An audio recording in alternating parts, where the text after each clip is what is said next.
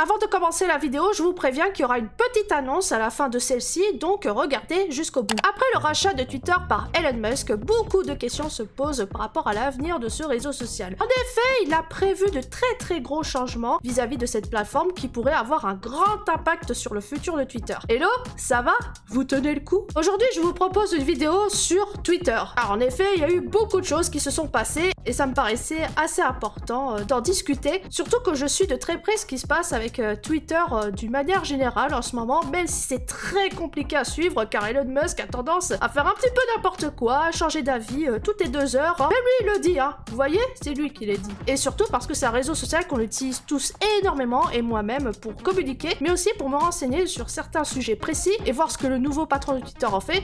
Ah, je vous avouerai que ça me rassure pas du tout. Du coup, je vous explique dans les grandes lignes les changements qu'il y a eu ou à venir, ce qu'on a le droit avec le fameux abonnement Twitter et surtout les éventuels impacts qu'il y aura sur Twitter. Et j'ai également des informations de dernière minute à vous faire partager. C'est assez grave ce qui se passe chez Twitter. Il y aurait énormément d'employés de dernière minute qui sont partis, mais vous en saurez plus en fin de vidéo. C'est parti. Petite mise en contexte. Le jeudi 27 octobre 2022, ça a été officialisé, Elon Musk, patron de Tesla et de SpaceX, rachète Twitter pour la modique somme de 44 milliards de dollars et de ce fait, c'est désormais le nouveau patron du petit oiseau bleu. Alors, il faut savoir que ça faisait un bon moment qu'Elon Musk avait envisagé de vouloir acheter Twitter, sauf qu'entre-temps, bon, il disait des fois oui, mais au final, il disait non parce qu'il y a trop de faux comptes. Alors du coup, Twitter l'avait poursuivi en justice par rapport à cela et il y avait 2 options, soit il devait payer une amende, soit il rachète Twitter. Et au final, de fil en aiguille, hein, il faut croire que la question a été vite répondue car Elon Musk a racheté tout simplement Twitter.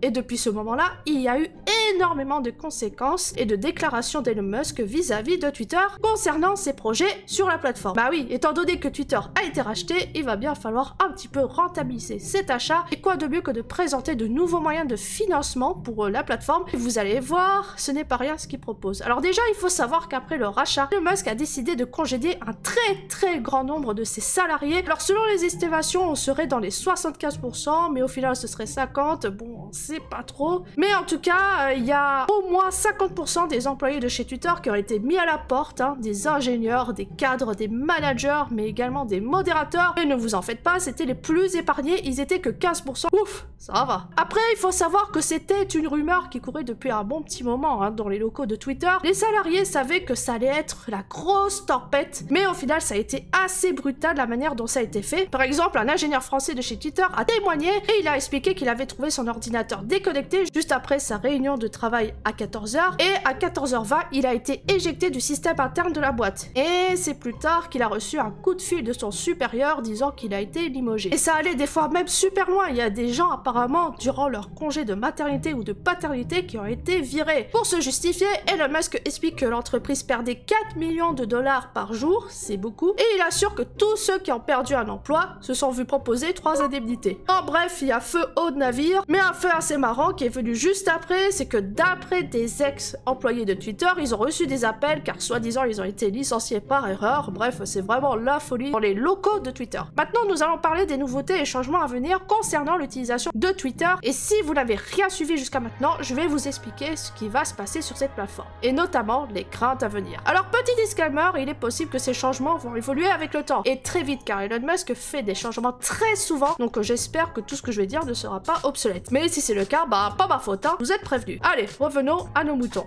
Elon Musk se dit être pour la liberté d'expression, et pour lui racheter Twitter est un bon moyen d'offrir la liberté à l'oiseau bleu. Mais à quel prix? La première chose qu'Elon Musk souhaite pour la plateforme est d'alléger la modération des contenus. Déjà que la modération sur Twitter est discutable, là ça fait pas mal craindre les utilisateurs de la plateforme qui pensent que Twitter sera vraiment une jungle d'internet. Maintenant, ce qu'il faut comprendre, c'est qu'il ne pourra pas faire tout ce qu'il voudra non plus, hein, pour 2 raisons essentielles au moins. Déjà, Twitter est soumis à des règles d'internet régies par plusieurs organes, comme par exemple au règlement européen sur les services numériques, autrement dit le DSA. Je voudrais juste faire une petite précision concernant le DSA. Alors il faut savoir que ce règlement a été présenté fin 2020 et il a été publié le 27 octobre 2022. Comme de par hasard, durant le rachat de Twitter par Elon Musk, c'est fou. C'est comme si ce règlement a été fait pour lui. Et le DSA va entrer en application en février 2024, sauf pour les très gros réseaux sociaux et très gros sites internet. Et pour eux, ça sera plus pour 2023. Notamment les GAFAM, mais aussi Twitter, bien qu'il soit pas dans le GAFAM,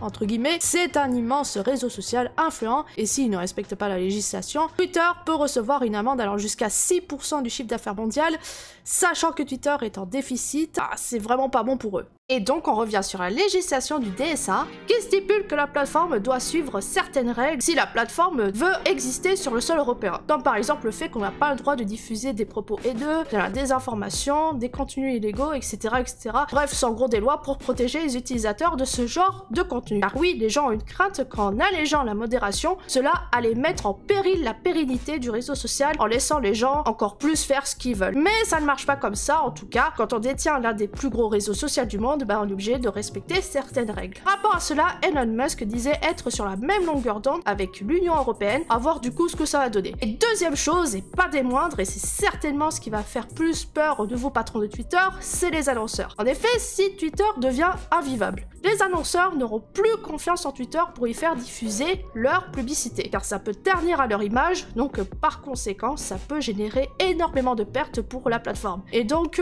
une source de revenus en moins pour Twitter. Donc c'est l'une des choses auxquelles il faudra que Elon Musk en prenne compte. Donc à ce niveau-là, on va voir ce que ça va donner à l'avenir, et si malheureusement Twitter devient trop insupportable, ça aura de fortes conséquences pour le réseau social. Autre chose qui va certainement beaucoup impacter la plateforme, c'est la certification Twitter, autrement dit la formule Twitter Blue. Avant le rachat de Twitter, un compte est certifié uniquement si c'est une personnalité, un média, un politicien, bref une personne identifiable avec une notoriété. Sauf que voilà, Elon Musk a besoin d'un petit peu rentabiliser son achat et a donc décidé de rendre la plateforme encore plus lucrative pour lui, comme par exemple ajouter une certification payante sur la plateforme, et avec cette certif, vous aurez plein d'options et de fonctionnalités que vous aurez en plus, comme par exemple upload des vidéos plus longues, éditer ou annuler des tweets, avoir une icône de Twitter avec couleurs différentes, waouh, truc de fou. Mais il y a également un avantage de Twitter, et là on rentre dans quelque chose d'un peu polémique, c'est le fait que les tweets seront plus mis en avant dans les réponses, les mentions et les résultats de recherche, tandis que les autres qui ne seront pas certifiés seront au fond, pour apparemment lutter contre les fausses informations et le spam. Et là par contre, alors comment vous dire à quel point c'est complètement biaisé comme manière de faire, car devinez quoi, juste après la mise en place de l'abonnement Twitter Blue, qui est d'ailleurs disponible que aux États-Unis, Canada, Nouvelle-Zélande et Australie, si j'oublie pas de pays, des tas et des tas de comptes qui usurpent les identités ont pullulé le réseau social. Alors face à cela, Elon Musk a réagi en voyant le bazar de partout et surtout le grand nombre de comptes Elon Musk accompagnés d'une pastille à côté du pseudo, a décidé de bannir les comptes qui usurpent les identités, sauf s'ils mentionnent que c'est un compte parodique. Alors pourquoi pas, mais même dans ce cas précis, il y a eu des comptes qui ont été bannis, donc bon. Bref, un foutoir complet au point qu'Elon Musk a enlevé pour l'instant la possibilité de souscrire à Twitter Blue. Il a été suspendu pour apparemment régler des problèmes d'usurpation d'identité, tiens donc, on s'y attendait pas, et ça va se remettre apparemment pour le 29 novembre. En tout cas, ça change pas jusque-là. De toute façon, il était clair que ça allait arriver, étant donné que la certif est devenue accessible rien qu'en payant, mais cela soulève un véritable problème qui est très clairement la stabilité sur ce réseau social. Comme nous le savons, la propagation des news sur internet est très rapide et surtout sur Twitter, ça fait beaucoup de bruit en peu de temps, et plus une information est fausse, plus elle se propage. Il est clair qu'avec une certification aussi facile d'accès, le phénomène de la propagation des fausses informations va faire que monter. En effet, de nombreuses personnes vont s'amuser à prendre l'identité de personnalité et y propager des tweets sur des fausses précisions. Bien qu'Elon Musk essaye de trouver des solutions comme par exemple ajouter une pastille officielle en gris en bas d'un pseudo, mais ça a été enlevé au bout de 3 heures et au final on le retrouve que sur certaines personnes.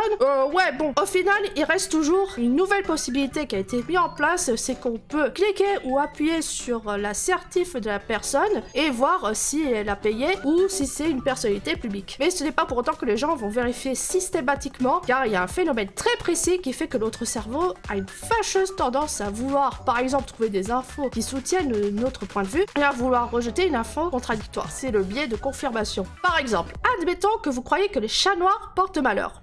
je vise personne ici. Si vous tombez sur une information qui confirme cette croyance, votre cerveau est tout content, car cette confirmation constatée va produire la fameuse substance chimique du bonheur qui n'est rien d'autre que la dopamine. C'est plus précisément un neurotransmetteur qui nous rend tout content quand on mange par exemple des bonnes choses, quand vous faites des sorties cool, quand vous avez certains types d'activités de chambre spécifiques et croisez donc des informations qui vous les confirment. Ouais, c'est assez spécial que les deux derniers équivaut en termes d'effet dans le cerveau. Et bien sûr, il n'y a pas que ça, hein. Il y a d'autres raisons qui font qu'on se conforte dans les fausses informations, comme par exemple le fait que l'on souhaite préserver son identité, que donc des informations contradictoires nous frustrent, ou encore il y a d'autres cas où c'est plus le fait que notre cerveau aime faire des raccourcis, un peu sous forme de paresse intellectuelle, et il y a tellement d'autres effets qui font que l'on croit plus à des fausses infos. Je vais pas tous les énoncer, mais ce qui est clair, c'est que Twitter nous met tout le temps à l'épreuve, hein, surtout qu'il y a des tas d'infos qui défilent sous nos yeux, ça va super vite, ça défile, et qui peuvent nous faire perdre intellectuellement dans notre raisonnement, etc.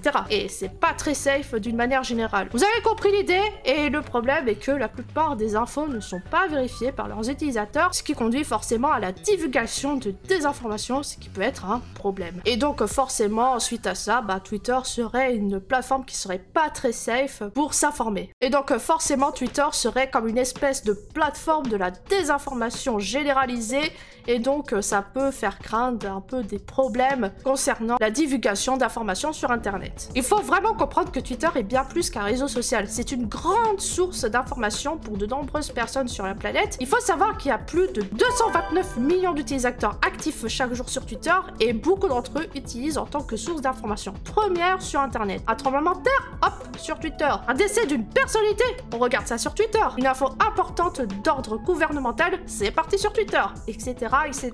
Le saviez-vous, d'après le CSA en France, les personnes s'informent désormais autant en ligne à hauteur de 69% qu'à la télé, donc c'est à peu près 71%, et c'était une donnée de 2020. Et forcément, avec le Covid-19 qui est passé par là, c'est sûr que cela, ça a accentué les choses. Un autre souci, c'est la visibilité sur le réseau. Twitter est l'une des plateformes les plus connues en termes de communication. Il est très difficile de ne pas passer par Twitter pour communiquer avec les autres, et pour certaines personnes, ça permet de mettre en avant des travaux, des créations, et se devoir être obligé de payer l'assertif pour être mis en avant, ouais, c'est pas terrible. On peut également ajouter que les tweets mis en avant grâce à assertif, détruit en quelque sorte la liberté d'expression promue par Elon Musk, étant donné que pas tout le monde sera vu de manière égale sur Twitter. Si les tweets mis en avant ne seront que ceux de la certification et que ça met dans l'ombre les autres, on peut pas dire que la parole de tous soit prise en compte dans ce réseau social. En tout cas, c'est impossible. Et pour couronner le tout, il y a une espèce de bataille contre les personnes qui payent l'assertif, car les gens les traitent un peu de pigeons, hein, parce qu'ils ont payé l'abonnement. Ça met un peu le chaos, et du coup, les gens ils sont pas contents. En bref, c'est ce genre de détails qui pourrait nous faire poser des questions sur la légitimité à rester sur ce réseau social, mais pour l'instant, c'est un peu trop tôt pour vraiment conclure à ce sujet. Au meilleur des cas, ça va rester tel quel, ça va pas bouger, ou au pire des cas, tout ce que j'ai énoncé peut potentiellement arriver et Twitter pourrait mourir. Car si un réseau social vit, c'est grâce aux utilisateurs, mais si les utilisateurs s'en vont ou rendent le réseau complètement invivable,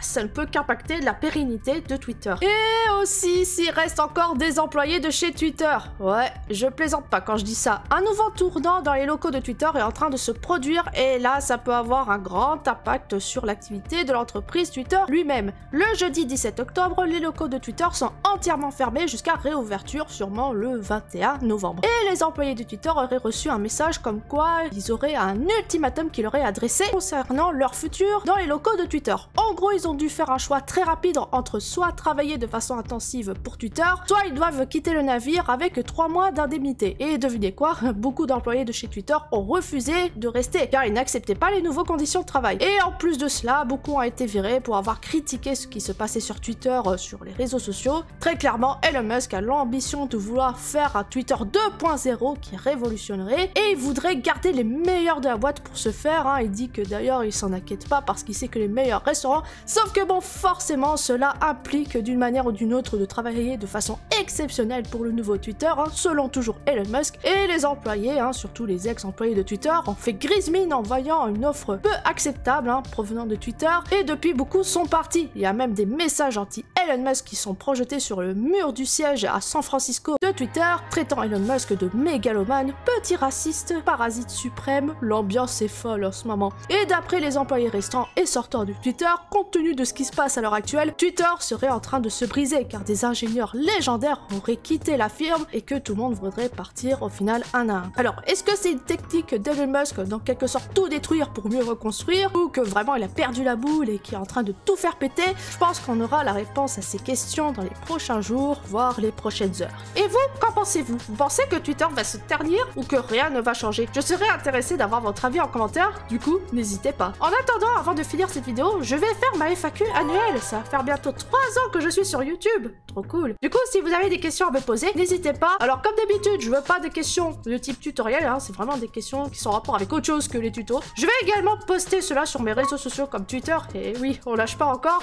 et Instagram. En attendant, n'oubliez pas de vous abonner à ma chaîne YouTube, de liker et de partager la vidéo. Si vous souhaitez m'aider financièrement, n'hésitez pas à devenir membre de ma chaîne YouTube en cliquant sur le bouton rejoindre, et avec l'une des formules, vous pouvez être par exemple un petit chat. Plus tard, ça va devenir des grandes personnes plus humaines, ne vous en faites pas. Vous aurez toutes les infos dans le bouton rejoindre, donc n'hésitez pas. Si t'es intéressé par ce type de sujet de vidéo, je peux te proposer cette vidéo. En attendant, prenez soin de vous et à bientôt pour une prochaine vidéo.